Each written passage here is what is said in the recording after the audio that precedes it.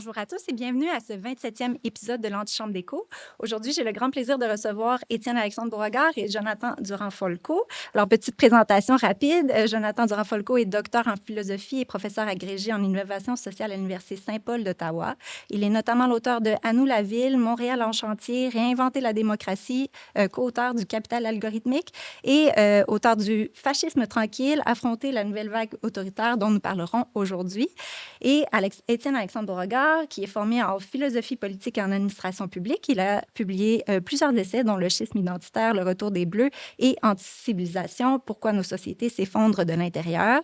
Il a également été conseiller stratégique au cabinet du premier ministre du Québec et est aujourd'hui chercheur à l'Institut Cardus. Alors, messieurs, bonjour. Bonjour. Bonjour. Merci d'avoir accepté cette invitation. Peut-être avant, on a un gros programme aujourd'hui. Peut-être avant de nous lancer dans le cœur du sujet, j'aimerais faire un petit préambule sur l'utilisation des étiquettes en politique. C'est un sujet que vous abordez tous les deux dans vos essais respectifs. Et donc, ma question serait double. D'une part, vous réclamez-vous personnellement d'étiquettes politiques, de certaines étiquettes? Et si oui, lesquelles? Et surtout, comment éviter là, que ces termes-là deviennent, comme vous le dites, des mots piégés ou des mots qui obscurcissent plus qu'ils n'éclairent? Et enfin, quel risque voyez-vous là, dans la tendance actuelle à diaboliser, voire parfois déshumaniser l'adversaire idéologique? Est-ce que tu peux commencer? Ben oui, mais moi, j'ai pas de malaise à proprement parler avec les étiquettes. Tu sais, c'est écrit sur l'arrière de ma couverture que moi, je me décris comme un nationaliste conservateur. Pour certains, c'est peut-être une critique ou une insulte. Moi, je le revendique parce que ça décrit les idées que j'avance, puis j'ai pas de malaise avec ça. C'est sûr qu'on voit, par contre, une certaine tendance à utiliser certaines étiquettes pour critiquer, voire infréquentabiliser. Puis, en toute amitié, clairement que le centre du livre de M. Durand-Folco, c'est quand même ça. Tu sais, je veux pourrait dire, jouer ce rôle-là. Mais ben, c'est pas il mon pourrait objectif. certainement. Mais oui, Puis, ben tu oui. sais, l'étiquette de fascisme aujourd'hui qui est tellement contestée, tellement, à mon avis, surutilisée. Clairement qu'il y a une intention là-dedans. Là. Je vais vous laisser dire, parce que je ne veux pas vous mettre des mots dans la bouche, Ouais, mais ouais. certainement que c'est au cœur. Puis je pense que j'ai l'impression que c'est peut-être quelque chose qui est plus présent à gauche qu'à droite. On pourra discuter du wokisme, mais j'ai l'impression que la question du fascisme aujourd'hui, puis comment on en parle tout le temps, même quand ça n'a pas lieu d'être, il y a d'un côté qui en fait plus que l'autre. Moi, de mon côté, je pense qu'il faut se définir soi-même. Il y a des gens qui n'ont pas d'idées très fortes, d'idéologie assumée. Moi, je me qualifierais de gauche, de socialiste notamment. Je suis pour plus précisément l'éco-socialiste, donc articuler la question écologique notamment. Par ailleurs, mais j'en parle pas dans ce livre-là, mais dans d'autres écrits que j'ai faits, je suis indépendantiste aussi, de gauche. Donc, je me définis un peu comme ça aussi. Je suis pour la décroissance notamment, parce que je pense qu'un système basé sur la croissance infinie dans un monde fini, c'est quelque chose d'impossible qui va détruire la Terre notamment. Mais après ça, qu'est-ce que ça veut dire concrètement dans la vie des gens? On pourra peut-être en discuter. Je pense aussi qu'il faut assumer parfois qu'on se revendique, assumer entre guillemets, des identités de conservateurs, de gauche, de centre et autre chose. Je pense aussi qu'il y a abus de langage. Donc, je suis d'accord avec mon collègue ici sur le fait que les étiquettes comme extrême droite, fascisme ou ainsi de suite peuvent être étiquetées comme étant des insultes pour discréditer l'autre. Dans certains contextes, il faut nommer un chat. Lorsque certaines personnes sont sur le bout du spectre politique et défendent des idées extrêmes, je pense qu'on peut les utiliser. Mais c'est pourquoi je pense que c'est mieux peut-être essayer de redéfinir puis de revenir à un débat public où on essaie d'assainir, on parle de gauche, de droite et de ci, de ça. Puis des étiquettes comme woke, par exemple, pour moi, qui est très élastique. Fasciste, ça peut être utilisé aussi comme ça. Mon livre commence à dire qu'il ne faut pas l'utiliser à toutes les sauces, n'importe comment aussi. Il faut préciser quand c'est vraiment applicable. Dans d'autres contextes, utilisons conservateur, utilisons autre chose. On n'est pas dans ce stade de l'extrême. Donc, c'est ça. Puis je pense que les étiquettes, tant par la gauche que par la droite, on se fait souvent diaboliser par l'adversaire.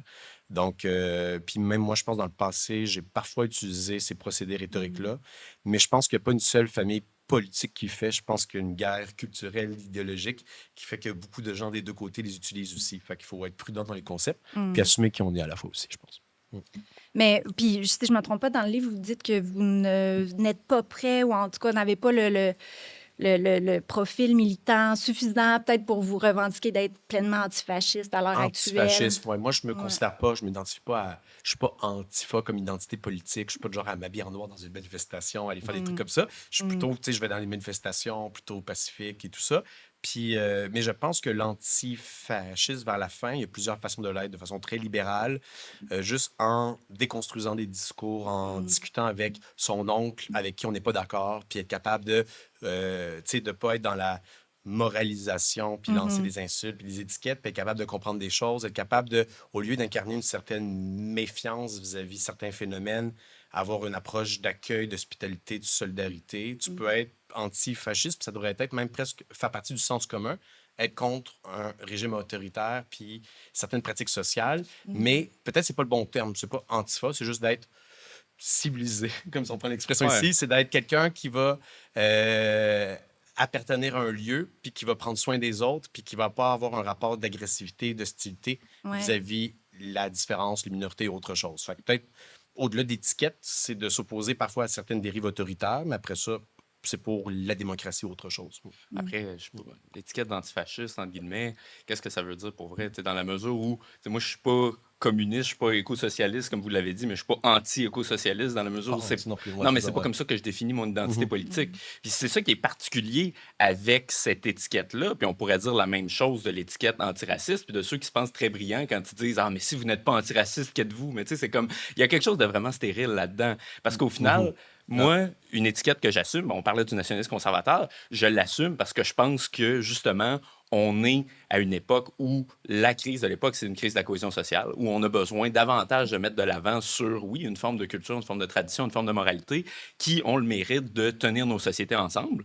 Et ça, c'est, en tout cas, ma définition du conservatisme. Je pense que ça se fait dans le cadre national, donc nationaliste conservateur. Puis donc, moi, j'avoue que j'ai plus d'appréciation puis d'admiration pour les étiquettes qui affirment un projet positif, c'est ce que vous avez fait ouais. tout à l'heure, Ouais. plutôt que de dire dans l'anti puis tout, parce qu'au final, tu sais, à partir du moment où on s'oppose à quelque chose, ça dit pas vraiment qu'est-ce qu'on défend. Oui, c'est ça. Mais des fois, on peut être plusieurs personnes à avoir une forme d'adversaire commun, ennemi commun, on se rassemble. Mais c'est vrai, c'est quoi le projet derrière positif?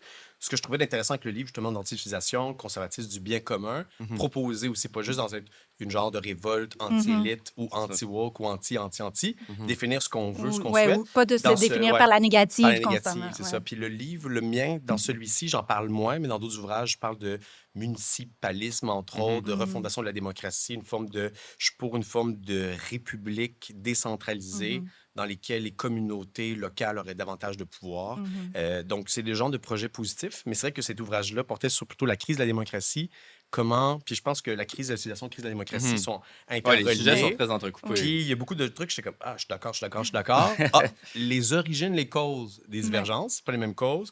Les conclusions, pas les mêmes, mais il y a beaucoup de constats communs qu'on vit dans une période de crise, de tempête, de désorganisation sociale au niveau culturel, au niveau des points de Oui, puis repère, mais au niveau on économique y et arrive, tout mais ça. peut-être, parce que c'est la prochaine question, Ouais. mais peut-être un mot pour terminer sur les étiquettes. Je pense que vous êtes les deux, vous décriez l'utilisation du dégoût, puis de tout ce qui puis on le voit un peu, je pointe dans nos médias en ce moment, tu sais, tous les nauséabonds, les... Oui, il y a des termes comme Ouais, ça qui il y a reviennent dans des- l'espace puis- public. puis là. je- Ouais. Donc, je pense que, en tout cas, si on peut clore peut-être sur les étiquettes, peut-être de tout le monde se garder une petite gêne avec l'utilisation du dégoût, qui est quand même un outil assez puissant. Ouais. Puis tu sais, les termes comme j'ai vu là, cette semaine, les coquerelles, ou tu sais, vraiment, Ouais, c'est c'est ça. quand Mais on tombe c'est dans le. déshumanisant. Oui, c'est C'est des ça. procédés que l'extrême droite utilise beaucoup, notamment, Ben là, mais le que certains courants coquerelle, de la gauche c'était aussi. quelqu'un Mais de ça la peut être des deux gauche, côtés. oui. Ça peut être des deux, c'est ça. C'est ça. Ah, c'est nauséabond, si, Ouais, c'est ça. ouais. Ah, ça me fait vomir. Ouais. C'est pas un argument. C'est juste que tu décris ton appréciation subjective, mais c'est... Ouais.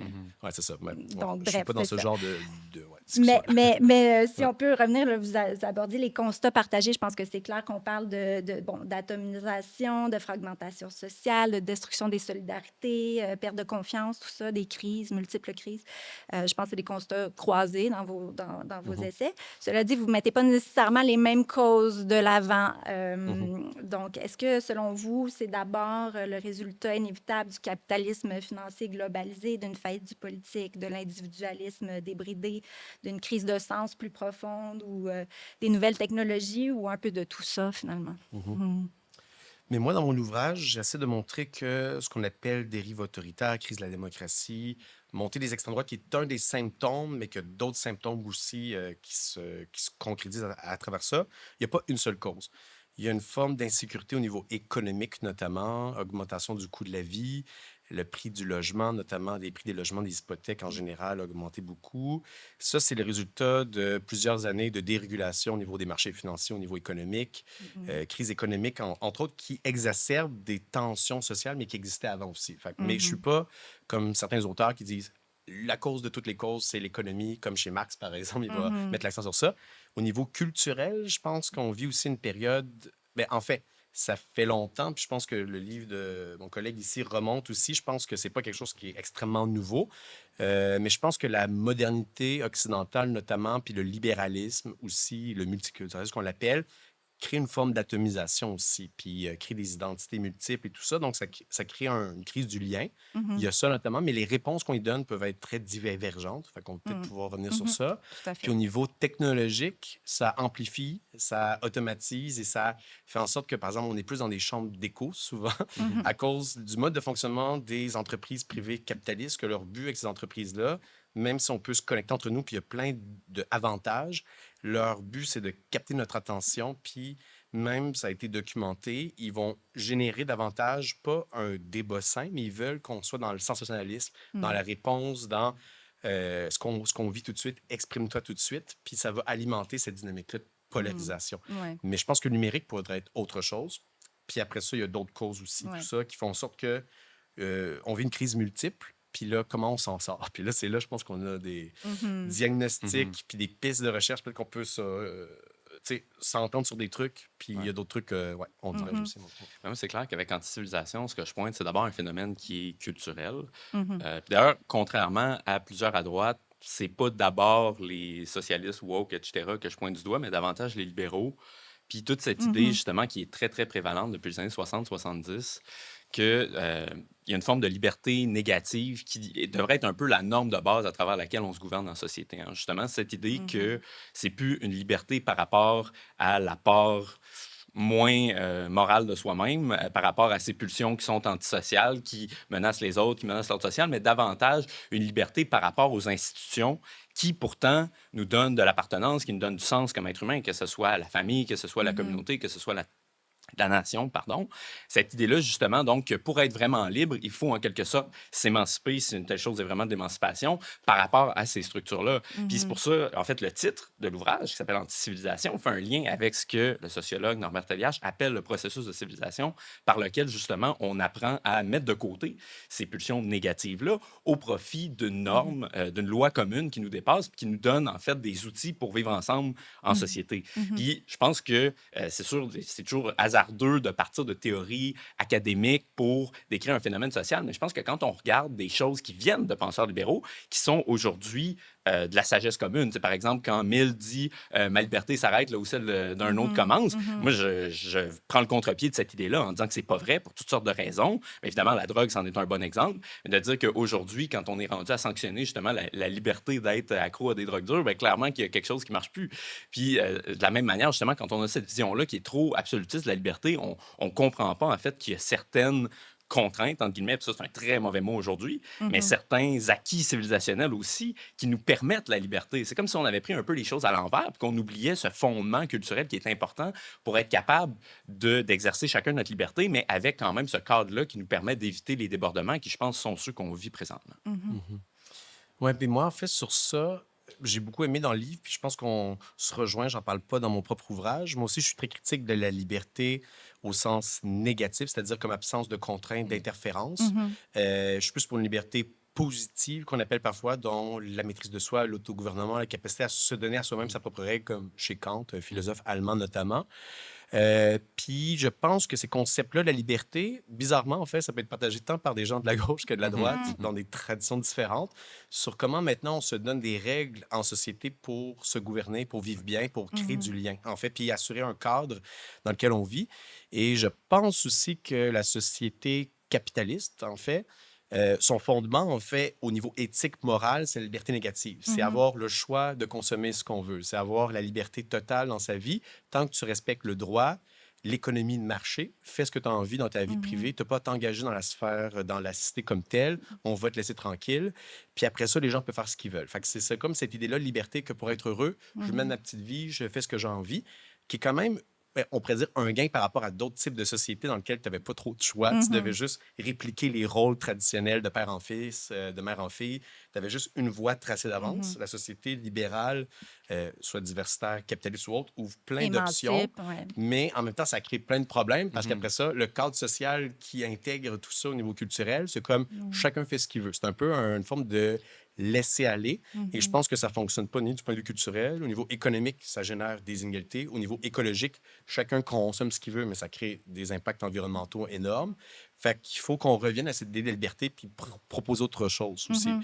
Donc, ouais, c'est ça. Donc, théorie de la liberté, j'en parle pas dans mon ouvrage. Dans d'autres livres, j'en parle aussi. La démocratie, pour moi, c'est basé sur une idée d'une liberté forte, dans laquelle ma liberté à moi appartient au fait que je contribue, je participe à un tout qui est plus Mhm. grand que moi puis qui venait avant moi aussi. Mhm. Je suis pas né comme un individu Mhm. autonome. J'ai été socialisé dans un monde. J'ai eu des normes que j'ai incorporées en moi. Mhm. Mais après ça, peut-être, là, on peut en discuter. Qu'est-ce qu'on fait des normes qu'on a, puis comment on les remet en question? Puis moi, je suis pour le fait de questionner, remettre en question, réinventer les normes. Il y en a qui sont bonnes, il y en a qui sont moins bonnes. On peut jouer avec les normes, en fait, je pense. Puis c'est bien Mhm. de le faire. Mais après ça, je suis pas pour une société sans normes parce que ça serait invivable. On pourrait Ouais. s'entendre puis on Mhm. s'entretuait. Puis Ouais, ça, puis d'une certaine ça- manière, je pense pas qu'on n'est pas dans une société sans normes aujourd'hui. Tu sais, moi, il y ce a, que il y a je des dis dans normes. Anti-civilisation, c'est qu'on est rendu d'une certaine manière avec des anti-normes. Parce que la question que la liberté va susciter, ou du moins l'obsession, je n'ai pas peur de le dire, contemporaine qu'on a pour la liberté négative, c'est est-ce qu'on peut librement choisir la tradition? Puis là, c'est assez rare que des penseurs libéraux, à moins qu'ils soient conservateurs avant tout, nous disent oui. Parce que souvent, c'est un peu le soupçon qu'on va avoir. Tu sais. Mhm. Puis un peu le débat qu'on a justement par rapport à ceux qui choisissent de manière tout à fait consentie d'embrasser des pratiques qui sont dites plus traditionnelles, Mhm. qui sont toujours suspectées un peu d'aliénation. Puis c'est là que je trouve une certaine perversion qui est, en fait, d'une certaine manière, intrinsèquement progressiste derrière cette liberté-là, dans la mesure où elle questionne la norme héritée, toujours avec l'agenda de plaider pour l'inverse. Puis, d'une certaine manière, puis là, Mhm. peut-être polémique comme propos, mais quand même, tout le débat qu'on a récemment sur les soi-disant tradwives, là, Mhm. les femmes qui décident d'embrasser la question de la maternité, puis de Mhm. dire je le choisis librement, puis on s'entend qu'il n'y a pas d'injonction aujourd'hui à la maternité en 2025. Là. Mhm. Ceux qui font ce choix-là, puis ensuite qui sont vraiment problématisés, pour emprunter un terme académique, dans les médias, comme s'il y avait une forme d'aliénation, etc. Puis en plus, le lendemain, dans le même journal, tu vois un article sur le genre j'ai un chien plutôt que d'avoir un enfant, comme c'est formidable. Puis là, tu pourrais, tu regardes ça, puis tu te dis OK, là, elle est où la liberté en 2025 par rapport à ces questions-là? Fait que Mhm. c'est ça, moi, personnellement, qui me donne un grand malaise par rapport à toute cette question de la liberté négative-là, c'est que un des grands problèmes, c'est pratiquement impossible d'avoir toujours l'éventail absolu des choix qui est ouvert, puis jamais d'incitation d'un bord ou de l'autre. Tu sais. Puis plus Mhm. souvent qu'autrement, ça devient juste un espèce d'incitatif à aller au rebours de ce qu'on identifie comme étant la tradition. Ouais, ouais. Mhm. Mais sur ça, je pense. Mais en fait, moi, si on prend comme exemple les tradwives, donc les femmes qui veulent librement, puis moi, je pense qu'ils peuvent faire leur choix Ouais, moi, je d'adopter l'ai un mode fait de vie pendant traditionnel pendant plusieurs bout de années. temps, Oui. s'occuper de ses enfants, Ouais. avoir un retour. Je peux comprendre, en fait. Puis il y a des choses qui sont intéressantes dans ce mode de vie-là. Puis moi, j'ai aucun problème en soi.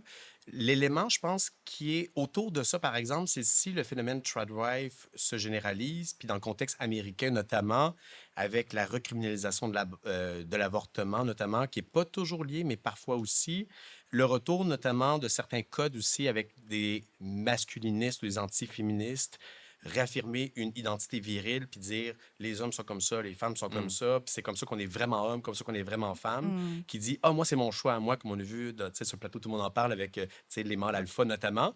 Il dit ah, c'est mon choix à moi, mais en même temps, il dit comment on devrait vivre aussi. Mhm. Et après ça, autour de ça, se met en place, en fait, une certaine culture où les gens qui ne fitent pas dans le moule, tranquillement, on va dire ben là, vous avez plus le droit de faire ça. Puis là, aux États-Unis, par exemple, avec Trump, les personnes non-binaires, les personnes trans et tout ça, ah, n'existe plus. OK, vous ne pouvez plus faire ça. Ah, il y a ça, il y a ça. Puis c'est comme là maintenant, c'est au début, peut-être, s'il y a des hommes qui veulent incarner des rôles plus typiquement genrés hommes, des femmes aussi, fine. Mais si ça généralise, puis on vient à empêcher d'autres modes de vie, Mm. c'est là que je trouve qu'il y a un certain basculement dans empêcher d'autres formes de vie d'exister. Puis moi, c'est pour ça, mettons, je pense que, mettons, moi, j'ai une fille, par exemple, je pense Mhm. que la famille, je suis quelqu'un de monogame, il y a des gens que je connais qui sont polyamoureux.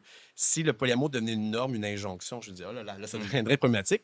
La monogamie, je pense que ça a son sens d'être, mais je serais pas prêt à l'imposer à tout le monde aussi en disant, tout le monde devrait être monogame, c'est la seule façon d'être dans la vie amoureuse ou en couple.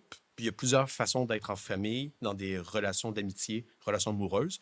Puis je suis plus pour une pluralité des modes de vie sur ça. Fait que peut-être que je reste un peu encore libéral, mais je pense qu'il peut y avoir des normes, mais tant que les normes ne deviennent pas une injonction que toute la société doit correspondre à une seule norme, puis c'est la bonne norme, puis on dit ça c'est le bien commun, mais on impose à tout le monde tout ça, c'est là que ça peut virer anti-démocratique ou pas respecter des formes de vie différentes. Non. L'auditeur ne se surprendra pas de savoir que je ne suis pas un grand partisan du polyamour moi-même. Mais le point étant que quand on parle des normes, ça, c'est quelque chose, je pense, qu'on perd de vue aujourd'hui parce que quand on pense le politique, on est tellement concentré sur la question de l'État, comme si comme si une norme, c'était une loi. Parce qu'il y a une grosse différence entre le droit mou, qui est une norme, puis le droit dur, qui est la loi. Et de fait, il va toujours y avoir des normes. Ne serait-ce que parce qu'il va toujours y avoir une pratique qui va être pratiquée par un plus grand bloc de personnes dans une société pluraliste. Puis à ce moment-là, d'ailleurs, c'est ça la vraie tyrannie de la majorité, bien plus que ce que l'État va imposer à la suite d'une discussion démocratique. Quand tout le monde fait une pratique spontanément, puis que j'ai un incitatif à le faire pour me conformer, à mon sens, c'est ça qu'on pourrait davantage appeler la tyrannie de la majorité. Mais tout ça pour dire que il va toujours y avoir des normes.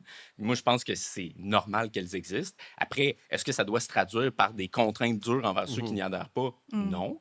Mais est-ce qu'il y a certaines normes qui sont objectivement meilleures que d'autres parce que plus fécondes pour avoir une société qui est ordonnée, épanouie? Par exemple, la norme de la famille, puis d'une certaine manière, la monogamie, évidemment.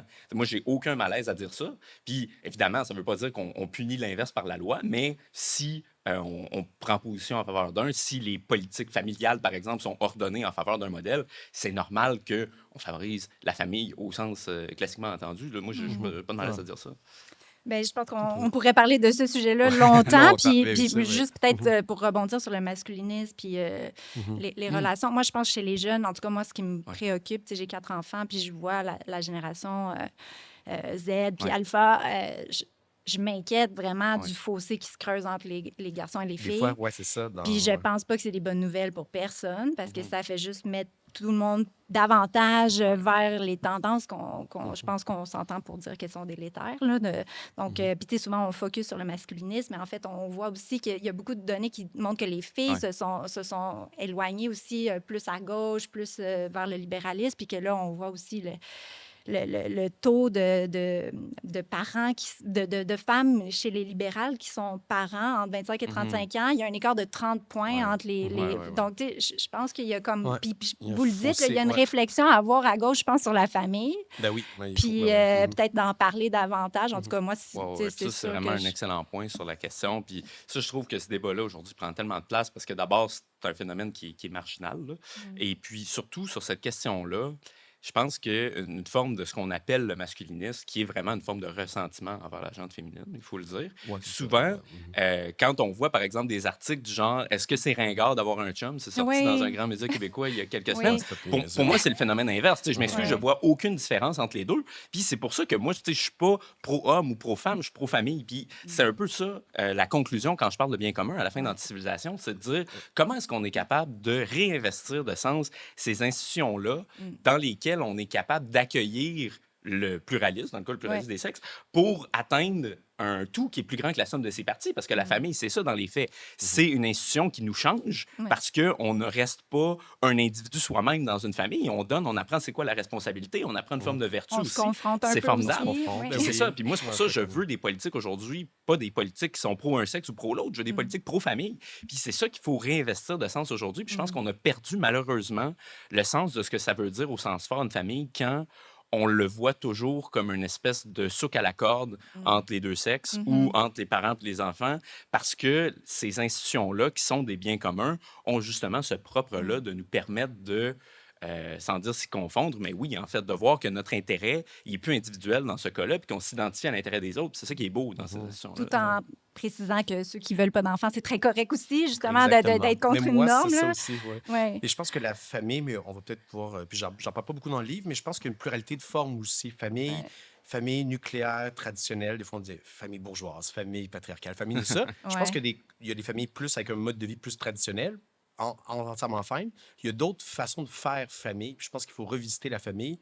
Puis je pense que tant la gauche, le centre ou le droite doit revisiter parce que c'est une institution que si tu n'avais pas de famille, le travail de soins, de care, élever des enfants, c'est comme ça que la société se reproduit. La famille, c'est le socle sur lequel on se base. Mais ce que je trouve de beau, entre guillemets, dans les dernières années, même malgré des enjeux comme les divorces qui sont difficiles à vivre pour à la fois les parents, les enfants, tout ça, famille recomposée, capacité à faire famille autrement, des familles, des personnes de même sexe aussi. Moi, par exemple, j'ai habité pendant un bout de temps avec ma fille, avec un autre couple d'amis qui avaient leur enfant. On était dans un même lieu.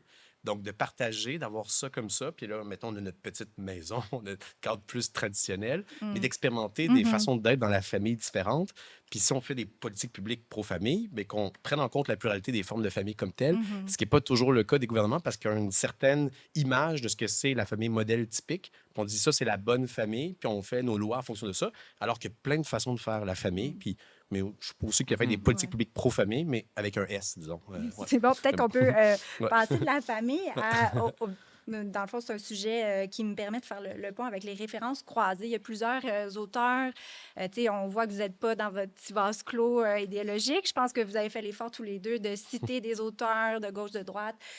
Donc, il y en a vraiment plusieurs. Mais si on pense entre autres à Marcuse, Adorno, Reich, Butler, Guy Luy, Goodhart ou encore Mathieu Bock-Côté, là, qui est plus près de nous, je pense que c'est des auteurs que vous citez, évidemment, peut-être pas toujours avec le même but.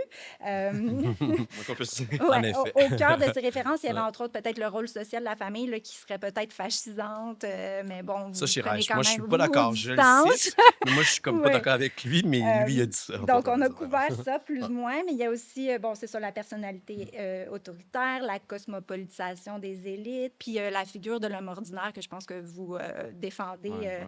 ardemment. Donc, peut-être, je ne sais pas qui veut se lancer. Je commence, parfait. Ouais. Oui, mais certains auteurs, on les en livre. Wilhelm Reich, notamment, bon, psychanalyste, freudo-marxiste, un peu étrange et tout ça. Je le cite, je l'ai utilisé un peu parce que j'ai lu son livre, je le trouve intéressant. Je pense qu'il ne faut pas prendre ça en bloc, notamment. Il y a plein d'idées bizarroïdes, des gens, des choses avec lesquelles je n'étais vraiment pas d'accord. Puis je pense qu'il y a une réactualisation à faire de lui. Mais puis après ça, c'est ce qui a suivi par la suite. Ce que d'autres auteurs, notamment l'École de Francfort, donc c'est un groupe de philosophes, d'intellectuels allemands, juifs allemands, exilés, parce qu'ils sont, en fait, ils ont vécu, en fait, la montée de Hitler, du fascisme. Ils l'ont vécu, ils l'ont vu sous leurs yeux et tout ça. Puis ils ont essayé de comprendre, en fait, pourquoi est-ce qu'un certain nombre de personnes, c'est pas simplement qu'ils étaient désinformés ou qu'ils n'étaient pas éduqués, il n'y avait pas de diplôme, mais en fait, une certaine partie de la population, pas tout le monde, ont adhéré. Ils voulaient, en quelque sorte, qu'il y ait un chef, qu'il y ait une autorité suprême, ils se soumettaient à ça, puis trouvaient une forme de satisfaction psychologique de se rallier dans un tout plus grand. Puis il y a plein d'hypothèses, certaines sont intéressantes, d'autres moins, mais j'essaie de voir pourquoi, en fait, à l'heure actuelle, dans plusieurs sociétés occidentales, mais même dans les pays du Sud, en Inde ou ailleurs, il y a quand même une certaine recrudescence de vouloir des chefs, en fait, puis de remettre en question des normes de l'État de droit, la démocratie, pour embrasser une forme de nationalisme, mais qui est plus que du nationalisme, parce que moi, je pense que le nationalisme, c'est entièrement légitime, mais un nationalisme extrêmement affirmé, puis qui va se retourner parfois contre des minorités ou les gens qui ne pensent pas comme nous, en fait. Donc, c'est une forme... tout ça. Puis là, chez Reich, notamment, il y a des hypothèses qui fait que le sentiment d'impuissance, en fait, qu'on peut vivre au niveau psychologique, en fait, on va chercher une forme de compensation à s'identifier à un tout plus grand, notamment. Fait qu'il y a une des hypothèses que lui met de l'avant par rapport à ça. D'autres auteurs amènent d'autres hypothèses. Puis je pense qu'il y a quelque chose de vrai dans ça, notamment. Mais après ça, c'est quoi qu'on en fait de cette impuissance-là que les gens vivent? Ils sentent que le monde va pas super bien. Puis les réponses qu'on donne à ça, ils peuvent être diverses. Puis, ouais, en tout cas. Ben, moi aussi, c'est une théorie que je voulais aborder de front, ça, de la personnalité autoritaire, parce qu'il y a quand même quelque chose de fascinant là-dedans. Puis, en tout cas, quand on lit justement Adorno, quand on lit Reich, moi j'ai l'impression, puis c'est pour ça que j'ai un grand malaise avec cette théorie-là, c'est que c'est une forme de pathologisation de la normalité, justement. On s'entend, Anti-civilisation, c'est un livre qui porte beaucoup sur la question des normes, sur pourquoi on en a encore besoin, puis même les normes qui sont dites plus traditionnelles. Et moi, j'ai un grand malaise avec le fait de regarder justement la famille ordinaire, traditionnelle, puis de dire que c'est là le berceau du fascisme, parce que on élargit vraiment le spectre par rapport à un phénomène qui est somme toute assez localisé dans le temps. Et surtout, c'est que quand on regarde ça, de fait, ce qu'ils disent, tant qu'à moi, c'est l'inverse de la théorie d'Edmund Burke, par exemple, qui dit que les Little Platoons, que sont la famille, ces petites communautés d'appartenance, sont au contraire le berceau, justement, d'une société. Bien évidemment, c'est le père du conservatisme, fait qu'une société plus conservatrice, plus ordonnée. Fait que rendu là, est-ce que c'est pas un espèce d'élargissement conceptuel qui vise à problématiser le conservatisme en tant que tel? Moi, j'avoue que je regarde ça, puis je me questionne un peu à l'inverse sur la personnalité révolutionnaire, si on peut dire. C'est-à-dire, pourquoi est-ce que certains ont un malaise avec juste le fait qu'il existe des normes sociales qui sont respectées par la plupart des gens, qui ne souhaitent pas la révolution, puis pourquoi c'est problématique pour eux. Cela dit, j'aimerais ça parler de l'État de droit, parce que vous en avez mentionné un peu.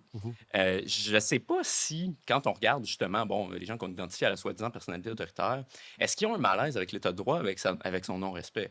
Parce que quand on regarde, par exemple, le laxisme judiciaire, des gens qui, justement, font des crimes violents, qui ont des peines bonbons, que maintenant les tribunaux interdisent d'avoir des peines planchées. Quand on regarde, par exemple, la non-exécution des ordres de déportation, des gens qui ne devraient pas être sur le territoire, est-ce que c'est l'État de droit qui est contesté ou est-ce que c'est l'État de droit qui ne fait pas respecter le droit? Fait qu'à ce moment-là, c'est normal un peu que les gens soient désillusionnés par rapport à la non-exécution de la loi. Des fois, je trouve qu'il y a peut-être un glissement. Mais en fait, il y a deux, trois choses différentes. Par rapport à l'État de droit, c'est moins les gens qui se soumettent à une autorité supérieure ou qui suivent, ou disons, les fans de Trump, on prend un cas, par exemple, des gens qui adhèrent activement.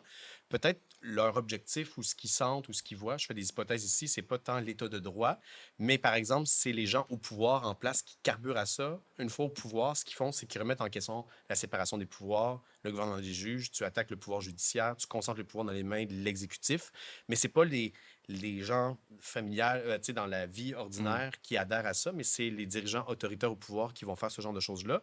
La personnalité autoritaire, puis c'est intéressant parce que c'est un des éléments, tu sais, le début du livre, 3 chapitres sur la dimension psychologique. Je l'ai fait parce que généralement, quand on est plus à gauche, dans la sociologie notamment, ou dans les sciences humaines sociales, c'est le social qui compte, puis on ne prend pas en compte ce qui se passe dans nos têtes, les affects, dans les cœurs des gens. Puis je trouvais que pour avoir une analyse multidimensionnelle d'affaires, il faut combiner la dimension psychologique avec autre chose. Puis je suis d'accord de ne pas avoir juste une vision strictement psychologisante ou pathologisante de la question. L'élément, par contre, de la personnalité autoritaire, qui peut être tant de gauche que de droite, et je l'ai dit dans le livre, c'est pas une adhésion à une idéologie particulière. Comme tu peux être autoritaire de gauche, de droite, même de centre. Tu peux être autoritaire féministe, écolo, autoritaire d'extrême droite et tout ça. Mais c'est comment tu te comportes vis-à-vis à te soumettre à une autorité supérieure, comment tu vas avoir une hostilité ou une agressivité avec les gens qui ne pensent pas comme toi, et comment, là, après ça, c'est là qu'on différencie. Est-ce que les gens adhèrent à des normes de la société de façon rigide et dogmatique, puis des gens qui ne pensent pas comme eux, ils vont les discréditer, ou par rapport, disons, à une forme d'autoritarisme d'extrême gauche révolutionnaire. Là, c'est les gens qui ils sont comme plutôt dans une antinorme, puis toutes les personnes qui ne sont pas dans l'antinorme sont des ennemis à abattre. Fait qu'il y a comme des traits de personnalité, puis moi, c'est ça le problème avec la personnalité autoritaire, c'est les gens qui se soumettent volontiers à une autorité, puis ils sont prêts à embrasser beaucoup de choses, puis à suivre aveuglément un chef autoritaire. Après ça, c'est pas parce qu'on est conservateur qu'on est autoritaire, puis c'est pas parce qu'on est de gauche qu'on est autoritaire et tout ça, mais c'est des traits de personnalité. Puis malheureusement, je pense que la montée de l'autoritarisme, puis même on le voit dans les débats en ligne, le niveau d'hostilité, la cyberintimidation, la violence en ligne, les insultes et tout ça, il y a une montée. Puis là, c'est pas strictement le camp de la droite qui est dans ça. On pourrait dire que c'est une guerre qui se nourrit. Mais il y a ça, je pense, qui se passe, puis il faut faire attention parce que je pense que c'est une pathologie démocratique. Pas tant pathologie de problème de santé mentale, mais si on fait ça, ça contribue à une érosion des normes sociales, la confiance. Puis les institutions démocratiques s'effritent tranquillement aussi. Tu sais. Ouais, c'est clair, c'est difficile un peu de remettre la porte en dans le tube une fois que c'est fait, puis c'est ça le défi aujourd'hui. Mais non, moi, je pense qu'effectivement, il y a de ça dans ce que vous décrivez, dans la manière de gérer le débat public, qui est directement lié à la perte des normes puis à une vision de la liberté négative. D'ailleurs, vous avez sans doute vu que je ne suis pas particulièrement tendre à l'endroit d'un leader comme Donald Trump. Non, dans la mesure où... Il n'y a pas d'éloge de... Non. Je disais, OK, est-ce que... Ben non, mais c'est ça. Parce que pour moi, la civilisation, justement, la civilisation, c'est aussi d'être capable de se tenir. S'il y a un leader politique qui n'est pas capable de se tenir, même que des fois, c'est très drôle quand on le voit avec des dirigeants étrangers puis qu'ils leur rient d'en face, là. Mais c'est dire que c'est pas la vision de l'homme d'État qu'on devrait avoir. Puis d'une certaine manière, sans la contre-culture, la contre-contre-culture qu'est le mouvement MAGA n'existe probablement pas. Tu sais. Puis ça, c'est une théorie intéressante que j'avais lue là-dessus qui disait, tu sais, dans les années 60, justement, il y a la contre-culture de gauche, puis est-ce que le Reaganisme, après, avec sa vision justement de liberté négative à droite, entre guillemets, c'est pas un peu le contre-coup du même phénomène? Puis est-ce que, justement, le Trumpisme, c'est pas la même chose à notre époque, tu sais, dans la mesure où... Tout le monde Puis veut être rebelle. Hein. exact, exact. Rebelle, ouais, Puis c'est ça, ouais. moi, j'avoue que c'est quelque chose qui m'agace beaucoup avec la droite aujourd'hui. Puis c'est pour ça que j'endosse pas du tout ça dans le livre. De dire, tu sais, moi, justement, si je dis que je crois dans la culture, je crois en la civilisation, c'est pas parce que je veux une contre-contre-culture. Au contraire, rebâtir la culture avec quelque chose de positif. Puis je pense que, justement, si on fait la critique des théories critiques, des idéologies du ressentiment, mais c'est pas pour en proposer une autre qui va juste continuer un peu la même espèce de déchéance du discours public puis du lien social. Tu sais. Puis je pense que là-dessus, on a certainement le devoir de s'élever pour proposer autre chose. Mais bon, après, moi, je pense que le conservatisme, c'est le meilleur outil pour y parvenir. Je devine que c'est pas le cas de tout le monde autour de la table. Mais c'est sûr que ça apporte rien, en fait, quand on décide juste de continuer un peu à l'escalade du ressentiment comme ça. Là. Peut-être je peux poser une question Oui. pour qu'on... Enfin, on rentre en débat sur ça. Un des éléments avec lesquels je suis d'accord, puis je suis pas tout à fait d'accord sur ça, la nécessité de l'enracinement. Enracinement, tradition, normes et tout ça. Moi, notamment, une des philosophes qui m'a beaucoup influencé puis que j'ai beaucoup lu, c'est Simone Weil, L'enracinement, notamment, Ouais. qui est un des plus beaux livres de l'histoire de la philosophie, je pense, et d'autres. Mais elle a dit dans l'enracinement, notamment, que c'est un besoin existentiel de l'être humain, d'avoir une forme d'appartenance, un lieu, un territoire au niveau culturel, d'avoir des racines dans le monde, parce que quand on est déraciné, on est laissé à soi-même, on est en perte de repère, même on est vidé du point de vue existentiel, au niveau spirituel aussi. Mais elle disait, par exemple, pendant une certaine période de l'humanité, notamment, il y avait plein de formes d'enracinement. Enracinement dans sa commune, dans tel territoire, dans telle tradition, notamment. Puis à l'époque moderne, avec la construction de l'État-nation, la nation est devenue, en quelque sorte, a pris le monopole de l'enracinement comme si c'était la bonne façon de s'enraciner dans le monde ou la seule façon, la façon exclusive de s'enraciner. Et là, je me posais la question parce que je pense que la nation, c'est une des façons de s'enraciner. C'est même la façon préconisée majoritairement dans la société. Mais je me demandais pourquoi la nation devrait être le socle ou une forme de socle absolu de l'enracinement alors qu'il y a plein d'enracinements potentiels. Puis je pense que sur les autres formes d'enracinement, Ouais. si tu considères qu'il y a d'autres formes d'enracinement qui sont utiles ou qui sont bienvenues, ou la nation devrait être la seule forme d'enracinement. Puis moi, c'est un peu sur ça, pour moi, je crois en la nation. Je pense que la nation a un rôle à jouer, mais je me définis pas moi-même comme un nationaliste, parce que nationaliste, pour moi, c'est de faire de la nation le but ultime de l'enracinement. Alors que moi, c'est pas tout à fait ça. Je pense que c'est une des façons de s'enraciner dans le monde, puis il y en a plein d'autres aussi. Donc, Moi, c'est sûr, je pense que c'est une forme qui, aujourd'hui, est incontournable. Cela dit, je dis pas que c'est l'unique forme d'enracinement. Le livre se termine quand même avec un plaidoyer pour la famille. On en a parlé tout à la l'heure, famille. etc. L'enracinement familial. Non, mais ça en fait partie aussi. Puis d'ailleurs, probablement qu'aujourd'hui, moi, c'est une critique que je fais par rapport au débat public québécois. Je pense que nos politiques, nos intellectuels ont un malaise à aborder la question de la famille. C'est comme si ça n'existait pas. Je pense d'abord que ça ne dessert pas sur le plan politique, puis que justement, il y a toutes sortes de préoccupations qui ne sont pas prises en compte à cause de ça. Mais bon, revenons à la question de la nation, parce que c'est important, puis c'est une excellente question. Je pense qu'aujourd'hui, veut pas, on intervient dans la sphère publique. Puis justement, quand on agit avec des étrangers au sens de personnes qu'on ne connaît pas, bien, ça se fait toujours un peu dans le cadre de la nation. Puis dans nos sociétés contemporaines, effectivement, je pense que la nation a ce rôle-là d'être un peu le réceptacle du pluralisme, parce que c'est ça qu'on vit au quotidien, justement. On vit pas seulement dans sa famille, on vit pas seulement dans son école ou dans son quartier. Quand on voyage plus largement, puis à l'intérieur du Québec, etc., on vit dans une nation. Puis justement, il y a un pluralisme culturel qui est croissant en Occident. Puis c'est là aussi pour ça que la question culturelle devient aussi saillante. Tu sais, mes 3 livres, d'une certaine manière, sont sur la question culturelle. Puis je pense que c'est pas accidentel que quelqu'un qui grandit à l'époque où j'ai grandi se pose beaucoup cette question-là. Puis je pense qu'on ne peut pas faire l'économie de la réflexion sur la nation et de sa centralité aussi quand on veut justement essayer de raccommoder un peu le tissu social aujourd'hui, dans la mesure où c'est vraiment à travers cette forme-là qu'on va intervenir aujourd'hui. Puis si on veut seulement aller plus bas que la nation dans les formes d'enracinement, bien, probablement qu'il va y avoir des chocs et des conflits, dans la mesure où quand on vit dans la sphère publique, quand on lit les médias, etc., c'est beaucoup à l'échelle nationale que ça va encore se passer. Fait que moi, j'attendrais de voir comment dire, une raison de penser que c'est ailleurs que ça doit se faire, mais j'ai l'impression que spontanément, l'imaginaire auquel on s'identifie, Anderson, quand tu dis des communautés d'imaginaire, c'est beaucoup autour de la Communauté nation que ça se fait imaginaire, aujourd'hui. Tu sais. OK. Ouais, Vous non, parlez ouais. de nobles mensonges pour décrire le Platon, là, qui parle de la nation comme un noble mensonge. Qui est, enfin, mais je pense que vous évoquez la notion de...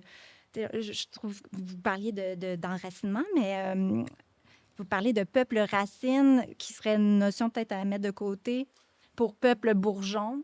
Puis là, je pense que Ouais, il y a l'idée des bourgeons. Ouais, c'est ça ça. évoque votre idée aussi de la multitude que vous préférez, je pense, à la notion de peuple. Où je travaille un peu. Ben, Ouais. En fait, dans le livre, je fais des hypothèses vers la fin. Moi, je suis Ouais. pour le fait de réhabiliter, notamment à gauche, l'idée de peuple, parce que c'est vu, le peuple, donc, c'est le peuple culturel, le peuple national et tout ça. Donc, on va se méfier dans certains courants. Puis j'ai des débats avec d'autres gens sur ça. Moi, je pense que le peuple est une notion légitime. Le peuple, moi, je l'entends plus. En fait, moi, comment je le trouve le plus intéressant, comment mobiliser cette idée-là. Le peuple a une histoire, une culture. Mais si c'est juste de préserver la forme que le peuple a pris dans l'histoire, puis c'est ça notre projet. Pour moi, le projet, c'est comment rendre le peuple démocratique, comment le peuple peut s'autogouverner, comment le peuple peut... Les gens qui composent le peuple peuvent bien vivre ensemble aussi, et de voir le peuple comme un processus historique, dynamique, ouvert, contradictoire, puis de voir ça aussi comme même la société. Par exemple, on parle de la nation québécoise aussi, de la nation, le peuple, c'est proche, mais c'est différent un peu aussi. Pas voir ça comme étant parce qu'on a été ça dans l'histoire, on va toujours être ça. Puis même si on regarde l'histoire du Québec, Fernand Dumont, des sociologues, on voit que le peuple québécois, même avant qu'il s'appelle peuple québécois, la société ou les gens, communauté canadienne, française, catholique, l'identité s'est redéfinie à travers le temps, parfois passée par des formes de nationalisme de survivance. Protéger l'identité, l'Église catholique a permis, dans un contexte minoritaire, l'époque de la Révolution tranquille, on arrive, on s'affirme. Là, c'est plus les Canadiens français, on est Québécois. Donc là, on redéfinit la nation. Et pour moi, de voir ça de façon dynamique, puis dans un contexte de pluralisme au niveau multi-ethnique, culturel et tout ça, la nation québécoise en 2025 est différente que dans les années 70, 80 et tout ça. Et là, comment on refait peuple, on refait nation. Et l'idée de multitude, pour moi, j'y tiens pas mordicus, mais c'est comment on pense le peuple comme une multiplicité. Mais après ça, on va dire, je suis peut-être trop dans...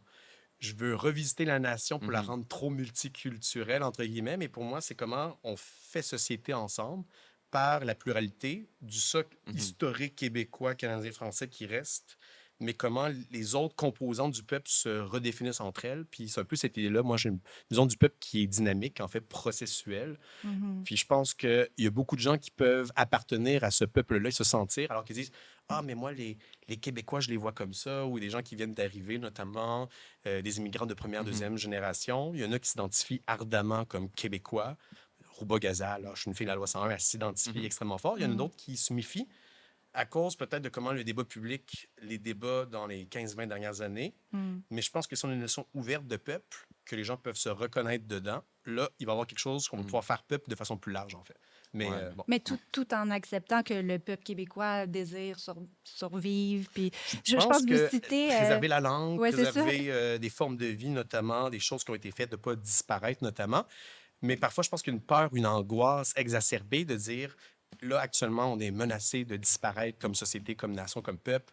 Puis c'est les immigrants qui arrivent qui nous menacent. Là, je fais une exagération, mais ce discours que j'ai vu, j'ai entendu, tout ça, que les gens ont, c'est une inquiétude. Mais je pense qu'il faut prendre cette inquiétude-là puis en faire autre chose, un projet démocratique, plutôt que de dire vous avez raison de croire que vous allez disparaître comme peuple. Mais bon, ça, c'est... Ouais. Après, c'est sûr, la difficulté sur la question de la nation, puis quand on veut en avoir une définition qui est, comment dire, trop pluraliste au profit de perdre, au résultat de perdre le concept de nation. Parce qu'au final, il faut qu'il y ait une forme de continuité à travers ça. Et puis, si on n'est pas capable de la définir, cette continuité-là, ou de l'assurer, bien en fait, on ne parle pas de nation, on peut parler de citoyenneté, on peut parler de lien social, de société, etc. Mais à ce moment-là, le sens de nation court à risque d'être perdu. Non, mais c'est vrai. Puis, par exemple, dans la définition de la nation au Québec, moi, c'est un reproche que j'ai moult fois formulé au mouvement nationaliste dans son côté, dans ses passages qui ont été beaucoup plus orientés vers la gauche que vers une forme de conservatisme, où c'était le modèle québécois. C'était les institutions, puis on pensait qu'on était plus inclusif, entre guillemets, parce qu'on le définissait autour d'un corps institutionnel qui n'a rien de proprement québécois. Je veux dire, un système de santé publique, à peu près partout dans le monde occidental, sauf les États-Unis, on en a. Comme c'était Puis, typiquement de fait, québécois. exactement. Ouais. Puis surtout, c'est que quand on définit la nation comme ça, on oublie les gens que ça exclut de fait, parce que tous ceux qui n'ont pas un attachement particulier à l'État-providence et à la social-démocratie, tout d'un coup deviennent plus québécois parce que on pensait. Non, mais c'est vrai. Non. Puis des gens qui appartiennent objectivement à la majorité historique francophone. Puis c'est d'ailleurs pour ça que beaucoup de gens, par exemple, qui venaient du courant plus adéquiste, etc., ont maintenant un malaise avec le nationalisme. Parce qu'au début des années 2000, ils ont l'impression que ce concept-là a été instrumentalisé contre eux pour dire que parce qu'ils voulaient payer moins d'impôts, C'était parce pas qu'ils des vrais pensaient... Québécois, par Exactement. exemple. Ouais, Puis de dire qu'il y avait comme une accusation de manque de loyauté à cause qu'ils adhéraient pas à la vision, il faut le dire, de gauche, de ce que c'est être un Québécois. Fait que c'est toujours là qu'il faut faire attention. Puis j'ai l'impression que quand on est sur un critère culturel qui n'est pas absolutiste, dans la mesure où quand on dit que, d'abord, que c'est juste culturel puis que c'est pas ethno-culturel, déjà, on fait un pas. Ouais, c'est ça. Parce qu'on... Il faut pas Oui. se dans l'ethno-culturel, Ben, exact. que là, Si- l'extrême droite, c'est l'ethno-culturel. Ben voilà, C'est ça, mais c'est si ça, tu ouais. peux, si tu peux le rejoindre tant et aussi longtemps que tu adhères à une norme, parce que, tu sais, la beauté d'une norme aussi, c'est que quand on trace la ligne puis qu'on dit voici les critères qui, tant qu'il soit possible d'atteindre si t'es pas né à un endroit particulier, tu deviens québécois, ben de fait, c'est possible de rejoindre. Puis quand on trace la ligne, je pense que pour beaucoup, ça montre aussi que c'est possible de rejoindre. Puis d'ailleurs, c'est pour ça que, notamment au Canada anglais, beaucoup des gens qui ont été les plus ardents nationalistes canadiens, que ce soit John Diefenbaker ou, en 2025, un député comme Jamil Giovanni, qui ont des origines mixtes ou non old stock. Puis c'est justement comprendre que la nation, comme quelque chose de substantiel, comme quelque chose de culturel, est important parce que si on nie l'existence de la nation, bien, de fait, on retombe à un niveau en dessous. Et là, on arrive un peu dans cette forme de tyrannie de la majorité où si on ne reconnaît pas qu'effectivement, il y a une norme culturelle qui vient d'une composante en particulier qui est historiquement là, mais tout de même qui peut accueillir autre chose dans des normes qui préexistent, ben, il y a le risque justement de dire, OK, ben, si c'est plus possible de rejoindre la nation parce qu'on a vidé cette catégorie-là de son sens, bien, de fait, j'appartiendrai jamais. Tu sais. Fait que c'est quelque chose qu'on parle pas beaucoup au Québec, mais il y a cette possibilité, comment dire, à travers la norme, de respecter la marge aussi. Tu sais. Ouais. Sauf que, pour revenir un peu sur... Puis moi, je suis pour le fait que la nation existe, elle ait sa place, qu'elle serve de norme pour avoir un espace dans la discussion publique, puis les gens s'identifient à ça. Après, moi, ce que je décris un peu dans le livre et qui m'inquiète personnellement, c'est le durcissement de l'idée de la nation et certaines politiques publiques qui commencent à se multiplier et qui joignent, après ça, qui touchent les institutions, qui peuvent faire partie des institutions ou non. Puis ben là, on a eu des débats, puis on va être en désaccord sur ça, mais la loi 21, par exemple, qui trace la ligne d'un côté, OK, parfait, voici ce qui arrive avec la laïcité de l'État, mais c'est pas la nation, c'est l'État, c'est une politique institutionnelle, mais qui touche quand même, puisqu'on se réfère à des valeurs québécoises où au Québec, c'est comme ça qu'on vit, donc ça se réfère à une certaine idée de la nation. On trace une ligne, mais là, actuellement, ce qu'on est en train de voir, le débat, on va toujours plus loin, à dire, ah, telle personne, on ne peut pas faire ça. Ah, les prières de rue, ah, les CPA en garderie, tout ça, parce que c'est une menace potentielle vis-à-vis de nos enfants ou parce que ça ne respecte pas tel critère. Puis là, on est en train de durcir l'idée de la nation. Et moi, c'est ce durcissement-là que je trouve qui est une pente glissante. Il faut avoir une place pour la nation, mais si elle se durcit au point qu'on va dire, toi, tu ne fais pas partie de la nation, tu n'es pas une vraie, tu es une menace potentielle pour des enfants, tu ne peux plus enseigner, tu ne peux plus faire ça, tu ne peux plus pratiquer telle chose. Là, on est en train de littéralement exclure des gens symboliquement, culturellement, politiquement, économiquement, leur enlever leur emploi ou potentiel d'emploi parce qu'ils ne correspondent pas à une norme sociale qui se durcit. Fait que moi, c'est un peu le durcissement des normes qui, moi, m'inquiète un peu. Ben là-dessus, Parlons-en. d'ailleurs, juste un petit mot. Peut-être, Guillaume Rousseau, je pense que j'ai vu une citation intéressante qui disait, de toute façon, la laïcité n'est pas suffisante pour faire une nation. Je Non, pense que c'est ça, non, bien ça sûr. prend... Ça peut pas Il y a être un ça, substrat culturel qui est nettement plus important. Fait que c'est ça. peut-être Ouais. le Oui. focus sur la laïcité comme telle, c'est peut-être pas là Pour où faire on veut du aller. nation building, C'est ça. se comprend, mais je pense qu'on ne peut pas aller jusqu'au bout de cette idée-là parce que sinon, on Non. va toujours aller plus loin. Mais en tout cas, Ben, c'est pas suffisant, visiblement. Non, mais non, C'est c'est pas- clair, ouais. c'est clair que c'est pas suffisant. Puis d'abord, tu sais, on pourrait parler longtemps de la laïcité, mais sur cette question-là, puis je pense que là, on arrive vraiment au cœur du sujet, là. Je serais curieux, je vais poser une question à mon tour. J'ai l'impression souvent par rapport à ça, puis je pense que il y en a des enjeux qui sont liés à l'immigration et à l'intégration. Il y en a. Puis, Ben oui, ben oui. tu sais, par exemple, quand on regarde les soi-disant prières de rue, qui, à mon sens, sont beaucoup plus des provocations politiques que des prières, moi, j'ai de la misère avec l'idée de pointer du doigt la prière là-dessus comme si c'était ça l'enjeu. Moi, je pense que c'est une provocation politique. Puis, en plus, en face de la basilique Notre-Dame, c'est même pas subtil.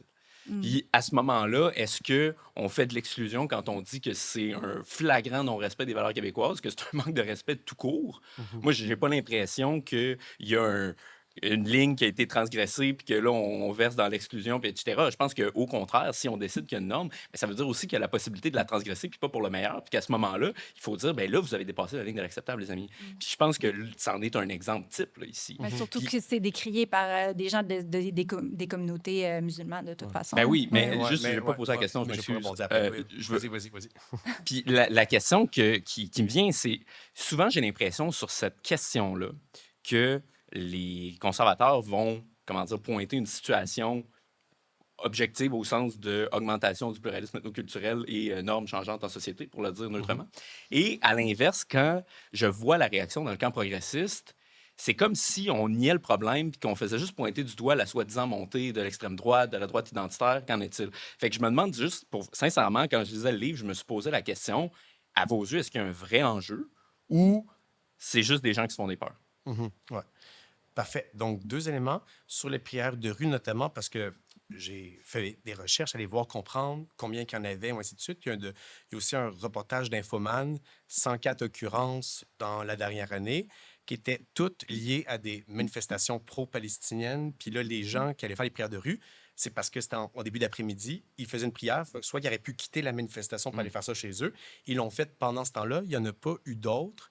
Puis pour moi, en fait, c'est ça. C'est comme un peu une tempête dans un verre d'eau. On prend un petit cas ici, puis peut-être devant la basilique Notre-Dame, ça peut être vu, puis ça peut être senti, puis c'est peut-être une provocation. Est-ce que c'était intentionnel de la part des gens, tout ça? Ça, je ne le sais pas. Ben, Mais ce genre pour de- moi, si, mais si je admettons me dans ce trompe pas, cas-là ce genre de particulier, pratiques-là sont interdites dans les pays musulmans, comme en Égypte. Dans certains pays, oui, c'est ça. Mais après ça, c'est qu'on va dire, mettons, une loi, OK, parce que là, on voit que c'est un problème de société, il faut légiférer. Fait qu'on passe d'une norme sociale, on a plus décrié, c'est inacceptable, on discute, non, on va passer une loi. Fait que là, tu durcis la norme.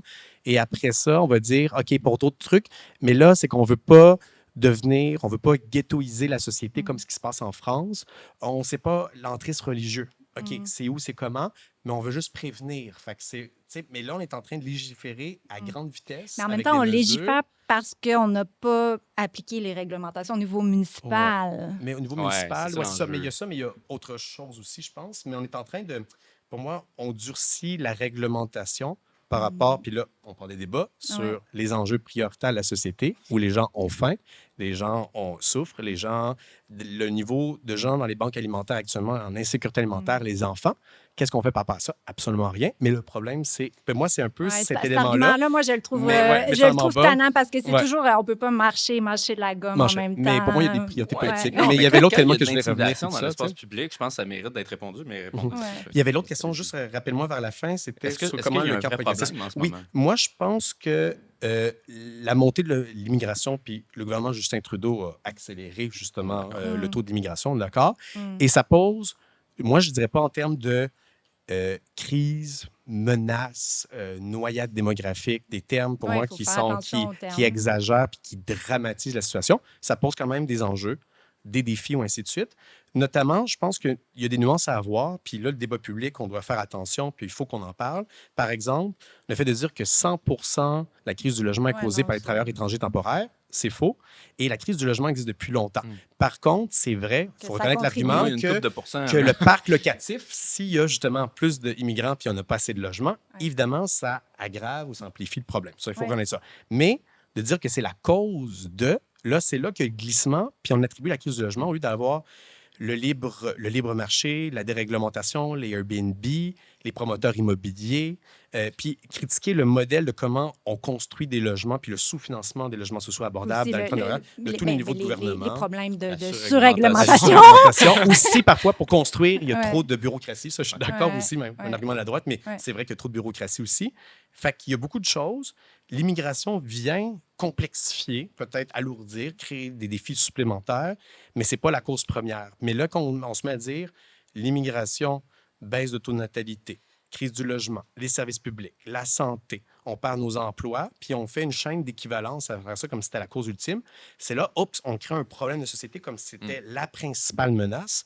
Alors pour moi, c'est un défi, puis une société saine, démocratique, normale doit se poser la question de c'est ça l'immigration.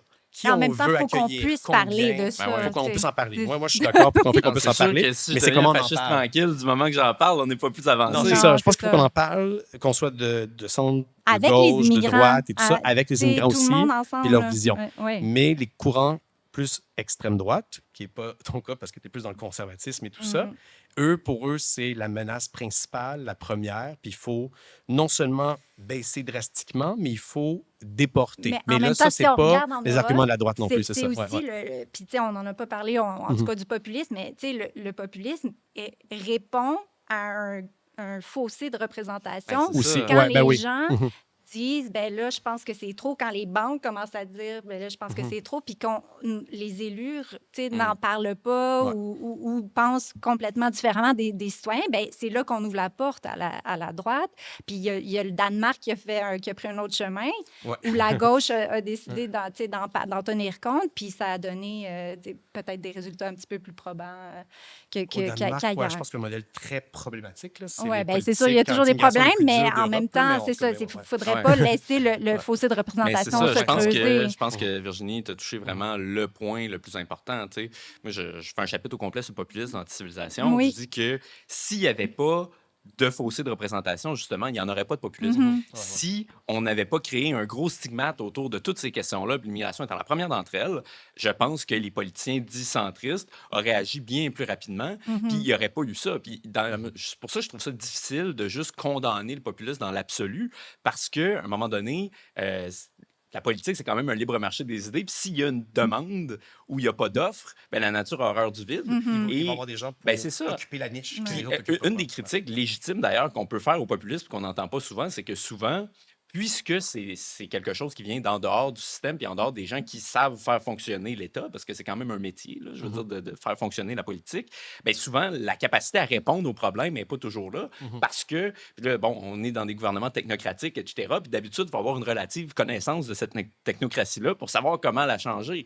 Puis c'est vrai que si on est seulement, justement, dans la critique, dans la dénonciation, parfois dans une forme de ressentiment, bien d'abord, c'est sûr que la chaleur du débat augmente, Ouais, c'est mais ça. en plus, le problème n'est pas réglé. Fait que c'est pour ça, puis je pense qu'on doit critiquer d'abord la droite institutionnelle à ce niveau-là, qui n'a pas vu ou qui n'a pas voulu voir des enjeux qui étaient réels, pour lesquels il y avait une demande politique, puis de dire est-ce qu'on n'aurait pas pu aborder ça bien avant, parce que, ben, justement, la nature a horreur du vide. Puis quand on met le couvercle sur une marmite pendant 20 ans, ben, c'est normal que ça explose après. Fait qu'on ne devrait pas vraiment se surprendre de ce qu'on voit en ce moment, puis ça ne veut pas dire qu'on devrait être content de ce qui se passe. C'est ça, Ouais. ouais. Mais c'est normal, tu sais, avec ce qu'on a eu dans les dernières années. Ouais.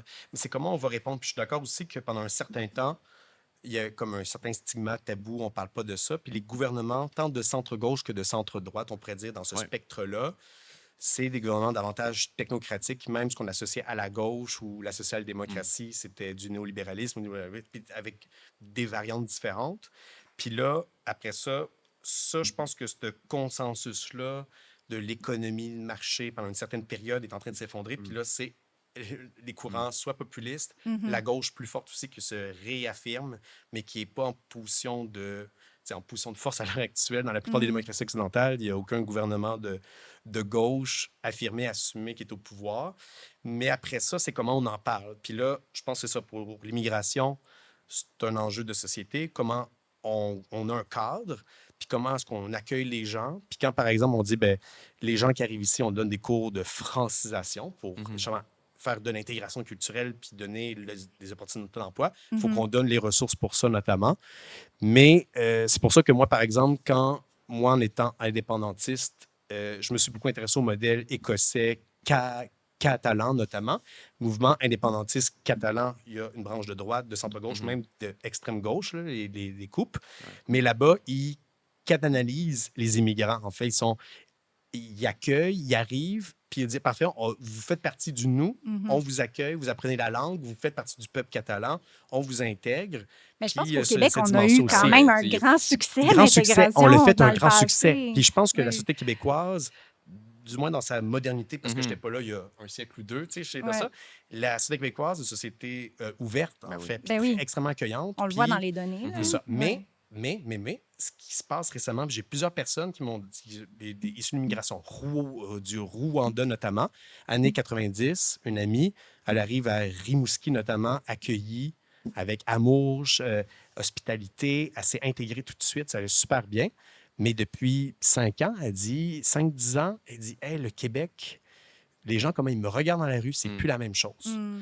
Puis qui me suit, par exemple, le débat qu'il y Ben, a c'est autour de pour ça ça, qu'il faut qu'on Ouais. mais en il y en a parle plusieurs fois qu'on maintenant, en parle avant là, que puis qu'on fasse que ça- attention c'est aux ça. nous Oui, oui, oui. québécois, Mhm. puis aux nous du vivre On peut ensemble. parler et quand tout même ça. d'un grand nous. Mais il bon, faut faire attention parce qu'on a été accueillis dans notre histoire. Puis je pense que c'est une des beautés de la nation québécoise d'avoir été ça. Puis il faut qu'on prenne soin puis qu'on continue dans cette direction-là. Mhm. Mais actuellement, on ne va pas dans cette direction-là. Ouais, ben, je pense aussi que l'enjeu, puis ça, moi, j'ai aucun mal à le dire. Au contraire, je pense que les nationalistes conservateurs doivent le rappeler, que l'immigration, ça a historiquement assez bien fonctionné au Québec. Ouais. Tu sais, quand on regarde typiquement entre les années 60 puis, disons, le deuxième référendum, pour simplifier le trait, c'est une époque où il y a beaucoup de gens, puis justement, toutes les personnes auxquelles on pense quand on dit les histoires d'intégration les plus réussies sont arrivées à ce moment-là. Je pense que c'était un moment d'affirmation aussi. Tu sais, je veux dire, c'était pas un moment d'excuses perpétuelles, etc. Mais au final, le vrai facteur, ça reste quand même le nombre. Parce que, tu sais, à un moment donné, moi, je suis pour la francisation, mais quand Ouais. on parle de On le voit dans 600 les 000 personnes écoles qui n'ont pas la aussi. citoyenneté sur 9 millions de personnes, bon, on ne peut pas dire que tous ces gens-là ne sont pas francophones, là, mais supposons qu'on 600 000 personnes, tu ne peux pas donner de la francisation, à moins que genre un Québécois sur deux devienne prof de francisation, ça ne marche pas. Là. On ne peut pas intégrer à aussi gros volume que ça. Puis je pense que l'enjeu, c'est beaucoup plus ça aujourd'hui. Puis tristement, dans le débat aujourd'hui, puis notamment, disons, dans les critiques des critiques de l'immigration, pour le dire pudiquement, c'est comme si c'était une position de principe. Tu sais, dans le sens que moi, je suis pas contre le principe qu'on puisse vivre dans un autre pays que celui où on est né. Là. Je veux dire, ça a du sens, ça a été fait partout dans l'histoire tout le temps, c'est pas ça l'enjeu. Mais la question, c'est quand même le rapport de force, entre guillemets, parce qu'il va toujours en avoir un. Puis dans un peuple, surtout comme le peuple québécois, tu sais, qui est ultra minoritaire en Amérique du Nord, c'est normal qu'on ait cette réflexion-là, puis qu'on dise, ben là, c'est parce que si ça vient que c'est comme 10-15% de la population qui est même pas née au Québec, là, c'est parce que ça devient beaucoup. Puis au Canada anglais, en Ontario, c'est 30%. Tu sais, il vient un point où l'intégration ne peut pas arriver si c'est 30% des gens qui restent sur son territoire qui ne sont pas nés là. Tu sais. C'est juste qu'il n'y a aucune classe de francisation qui va en faire autant. On ne peut pas demander trop Mais- du système par rapport à ce qui est non plus. Tu sais. Ouais. Mais moi, je pense qu'on peut demander plus du système, puis c'est des priorités politiques. Tu sais, le nombre d'argent qu'on investit dans des projets comme Northvolt ou dans des baisses Ouais, d'impôts, ben c'est autre là-dessus, chose. ouais. Tu donnes cet argent-là pour la prestation, on peut franciser Oui, oui. vraiment plus de gens. Non, je On peut comprends. faire des Mais groupes d'entraide, en même on temps, porte des ressources je pense que ce que les collectives, gens ouais. demandent, c'est un système d'immigration qui Ouais, est contrôlé. qui retrouve un d'une équilibre. certaine Moi, je suis manière. pour Ouais, c'est ça. retrouver un certain équilibre. Puis là, après ce qu'on parle des débats de chiffres et à voir. Mais ce qui est plate pour moi, en fait, c'est que c'est non seulement bon, la francisation, le nombre et tout ça, mais c'est le durcissement des frontières comme tel. Des programmes, je connais des gens, par exemple, français qui arrivent, ils s'intègrent, un job et tout ça. Là, des programmes qui allaient super bien, qui intégraient des gens qui arrivaient ici, qui se sentent québécois, paf, marche plus, ça va plus. C'est plus une priorité. On enlève ça. Et même, ça, c'est pas typiquement juste pour le Québec. Le Canada comme tel, entre guillemets, a été une terre d'accueil pendant longtemps. Maintenant, le Canada, et là, on est en train de se durcir, puis malheureusement, je pense qu'on prend la trajectoire des États-Unis. Ben, Et je je voudrais voudrais non, pas- pas je non, voudrais pas non, là. on est Au vraiment Canada, loin de au ça. Canada. là. En plus, Regarde. Dieu Au sait qu'il y a Canada, depuis 10 ans, il y a eu mais- tellement de fraudes que j'espère qu'ils sont en train de. Mais il y a eu des fraudes. Il y a eu des fraudes. Ouais, c'est Ben ça oui, aussi, puis c'est ça. surtout, Puis il tu faut faire regardes ça. le cas du Collège La Salle. Puis ça, d'ailleurs, je pense que même quelqu'un, Ouais, pour disons, les de collèges, gauche ouais. bien intentionné peut comprendre qu'il y a des collèges, nous autres, en anglais, on a fait une étude là-dessus chez Cardus, on appelle les credit mills. Là. Ouais, Tu sais c'est que les vaches à Ouais, lait. c'est On ça. fait même- des modèles de recrutement. Je avec m'excuse, personnel, messieurs, c'est ça, on a vendu la c'est ça. citoyenneté. Je là. dois vous ramener parce que vous On va allez. bientôt Oui, conclure. on Ouais, c'est ça, parfait. mais on a vraiment effleuré le sujet, mais j'aimerais que vous terminiez peut-être avec un pitch de vente chacun sur comment, tu sais, les solutions que vous préconisez.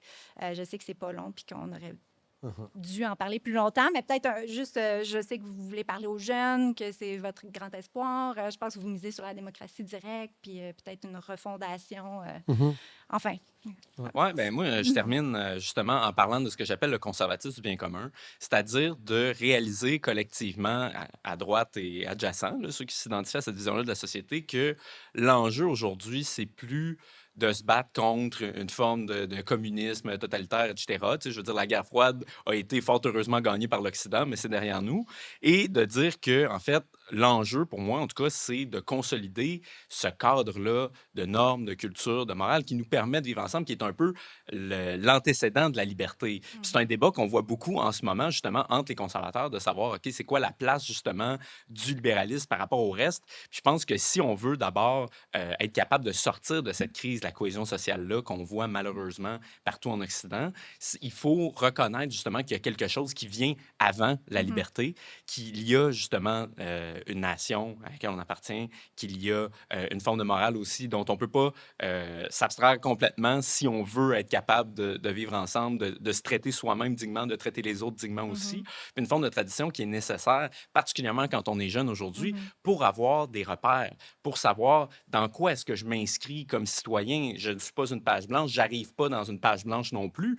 Comment est-ce que je suis capable de faire sens du monde qui m'entoure? Comment est-ce que je suis capable de répondre en fait à ce besoin-là d'appartenance qui est tellement fondamental pour l'homme humaine, même si souvent, aujourd'hui, on le met de côté. Fait que c'est un peu ça l'idée. Et l'importance de socialiser aussi Ben oui. à l'ère où on le fait moins. Puis moi, je dirais qu'en complément, mais je n'utilise pas le terme, mais si j'utilise, ce serait la démocratie du bien commun, ou on Ouais. l'utilise comme ça. Je pense que l'idée de bien commun, d'avoir un projet qui est positif, moi, je pense qu'on est les deux dans la même approche, même si c'est différent. Ce que je dis, en fait, notamment, c'est qu'il faut recréer du lien social, des réseaux d'entraide, de la solidarité, tant au niveau du nous culturel, national, que le nous dans nos milieux de vie, au pluriel Plus aussi, local. plus local. Parce que le lien de confiance dans la société, puis la montée de l'autoritarisme, puis la polarisation, puis des chicanes, c'est une forme d'effritement de la confiance. Puis notamment Robert Putnam cité que je n'utilise pas dans mon livre, mais que c'est un auteur que j'aime bien aussi. Je pense qu'il faut recréer du capital social en termes de réseaux d'entraide, notamment, puis avec des gens qui ne pensent pas nécessairement comme nous, nécessairement, ou de différentes cultures peuvent se retrouver ensemble. Il faut retrouver la souveraineté numérique, technologique, parce qu'actuellement, ce qui se passe, nos infrastructures, on est extrêmement dépendant des États-Unis notamment. Nos données, on va dire, on va créer des data centers, produire de l'hydroélectricité, mais pour que des compagnies comme Google arrivent ici, pourquoi pas produire, mais avec nos propres infrastructures, des sociétés d'État ou des coopératives ou d'autres types de biens communs. Si on a nos infrastructures numériques comme institution collective, la société, là, on aurait la capacité d'avoir du contrôle sur notre avenir. Donc ça, c'est une autre chose. Puis je pense qu'il faut rebâtir la démocratie. Puis j'en parle pas beaucoup dans notre livre. La démocratie libérale représentative est à bout de souffle, est en crise, est en épuisement, puis même est en train de s'effriter, de s'effondrer. Puis il faut reconstruire. Puis pour ça, on ne peut pas juste revenir au bon vieux modèle des Trente Glorieuses. Même, je pense qu'il y a beaucoup d'avancées dans les Trente Glorieuses, puis l'homme ordinaire, l'homme moyen, tout ça. Mais même si on voulait avoir ça comme mode de vie, ça ne serait pas viable. Il faut reconstruire une démocratie à différentes échelles. Donc, je pense qu'on va avoir encore des représentants élus. On ne peut pas faire abstraction. On ne peut pas avoir une démocratie directe, pure, horizontale, avec des assemblées citoyennes. Ça prendrait trop de temps. Ça ne serait pas viable. Mais après ça, on peut avoir d'autres mécanismes, puis avoir un projet de constitution. Même si on a un projet de constitution au Québec, moi, je suis pour le fait qu'il soit une assemblée constituante, écrite par le peuple, par les gens qui sont là aussi, pour refonder les institutions. Puis je pense que une des choses belles, la société québécoise, qui n'est pas la nation, mais c'est le modèle québécois, même si on dit que ce n'est pas ça le cœur de la nation, c'est ça fait partie de notre héritage. Puis là, ce modèle-là, il est attaqué depuis une bonne trentaine d'années au moins. Il est à bout de souffle. Il est à bout de souffle aussi. Donc, pour moi, je ne serais pas aussi, parce que beaucoup de gens on défend le modèle québécois à tout prix, même qui ne fonctionne plus pour les gens. Il faut tout reconstruire, puis reconstruire un modèle de société viable, puis des institutions qui permettent de partager la richesse, des services publics. Là, comment on le fait? Là, c'est peut-être le sujet d'une autre discussion, d'un autre épisode. Un beau programme. Mais Merci, ça serait ça que je voulais messieurs, faire. d'avoir accepté. Puis Merci. merci pour votre Merci, générosité ben oui. de prouver qu'on est capable d'avoir des belles discussions, même Merci. si on n'est pas d'accord. Merci. Merci. Super.